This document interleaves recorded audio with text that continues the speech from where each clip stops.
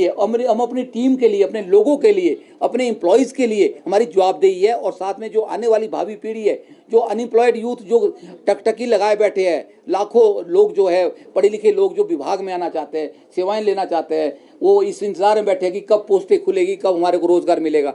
तो उनके लिए भी हमारी जवाबदेही कि उन पोस्टों को बचा के रखे। इसलिए मजबूरी आज पैदा हुई कि हमें मीडिया के सामने आना पड़ा। हालांकि बड़े लंबे टाइम से हमने इस बात से दूरी बनाए रखी थी। और अभी आपने देखा होगा बिजली बोर्ड का उदाहरण, हमारे साथ देखा आपने, बहुत गतिरोध भी बन रहा है। बहुत सारी बातें हमने मुख्यमंत्री से कही, बहुत सारी मीटिंग्स हुई है इलेक्ट्रिसिटी बोर्ड को लेके। अभी इंजीनियर्स के 51 पद खत्म कर दिए गए इलेक्ट्रिसिटी बोर्ड के अंदर, उसको खत्म करने की नोटिफिकेशन जारी कर दी गई। उसके बाद 81 जो ड्राइवर से इलेक्ट्रिसिटी बोर्ड में, उनकी सेवाएं निरस्त कर दी गई है। उसके बाद पता नहीं किस तरह के फरमान चले, इलेक्ट्रिसिटी बोर्ड का विघटीकरण की बात चल रही है। तो मैं मुख्यमंत्री महोदय को ये कहना चाहता हूँ कि हम बार बार उनको ये बात भी कह रहे हैं कि आप इस तरह की चीज़ों से बचने का प्रयास करें।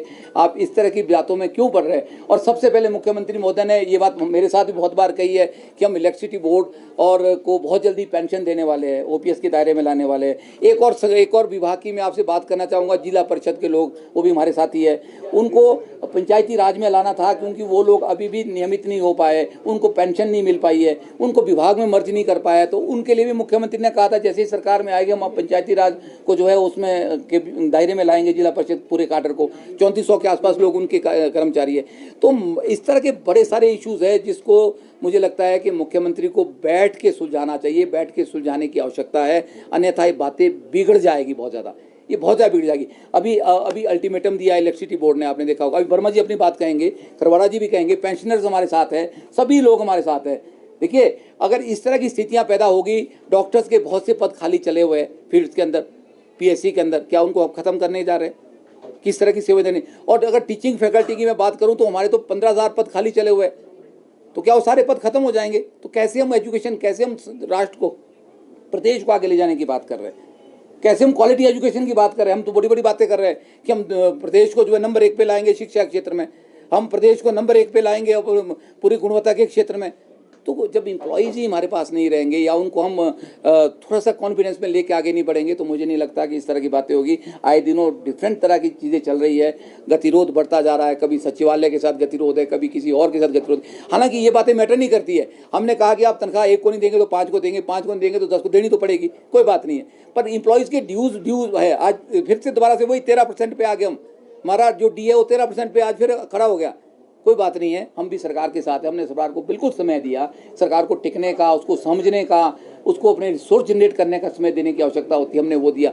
पर लेकिन आप इस तरह के फरमान आप जारी करेंगे तो मुझे लगता है कि ये चिंता का विषय हो जाएगा। हिमाचल प्रदेश के कर्मचारी इस बात को नहीं मानने वाले हैं। तो मैं 28 तारीख के गतिरोध की बात एक बार फिर आपके माध्यम से कर रहा हूँ, बड़े 2 टूक शब्दों में कर रहा हूँ।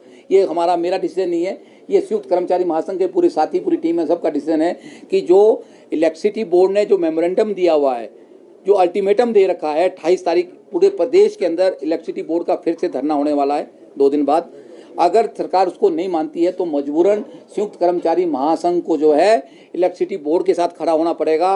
और वो ये जो एक आंदोलन जो है एक जनव्यापी आंदोलन बनने वाला है, बहुत बड़ा आंदोलन बनेगा। उसके बाद उसकी जिम्मेदारी सरकार में बैठे अधिकारियों की और सरकार की होगी। मैं ये बात आपके माध्यम से कहना चाहता हूँ। 28 तारीख से पहले एक तो 51 पोस्टें जो इंजीनियर्स की इलेक्ट्रिसिटी बोर्ड में ख़त्म की है उसको बहाल करे, और जो ड्राइवरों की सेवाएं बेचारी ख़त्म की है उनको भी बहाल करे, और ओपीएस देने की बात जो कही है उसके ऊपर भी सरकार बात करे, और संयुक्त कर्मचारी महासंघ को बैठक के लिए बुलाए। हमने ऐसे ही कुछ बातें कही है जिसमें सबसे बड़ा मुद्दा था कि हर विभागों में खाली पड़े पदों को सरकार शीघ्र भरे।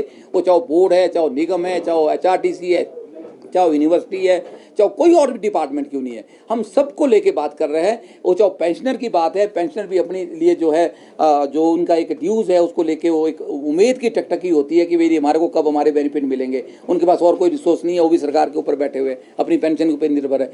तो उनकी तरफ भी सरकार बात करे। और मुझे लगता है कि डायलॉग करना बड़ा ही इंपॉर्टेंट है।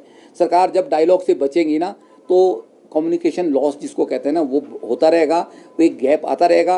उससे मैं क्या समझ रहा हूँ या ये जो लेटर निकला है इसका मतलब क्या है, या उसके बाद मुख्यमंत्री ने जो दूसरी चिट्ठी आपको दिखाई उसका स्पष्टीकरण क्या है, ये चीज़ें तब जरूरत पड़ती है हमें, तब इस तरह की बार बार चिट्ठियाँ निकालनी पड़ती है। अन्यथा एक चिट्ठी के बाद दूसरी चिट्ठी निकालने की जरूरत उसी टाइम उसी दिन आपको सेम चिट्ठी निकालने की जरूरत क्यों पड़ी? क्योंकि कहीं ना कहीं मंशा साफ नहीं थी, या जो करने वाले लोग थे वो कहीं ना कहीं कर्मचारियों के प्रति कर्मचारी हितैषी नहीं थे। हम बोलते तो बड़ी बड़ी बात है, पर उसको धरातल पे उतारना पड़ेगा। ये हम सबकी मजबूरी है, हम सबका दायित्व भी है। आपके जो भी प्रश्न हैं, आज बहुत सारे प्रश्न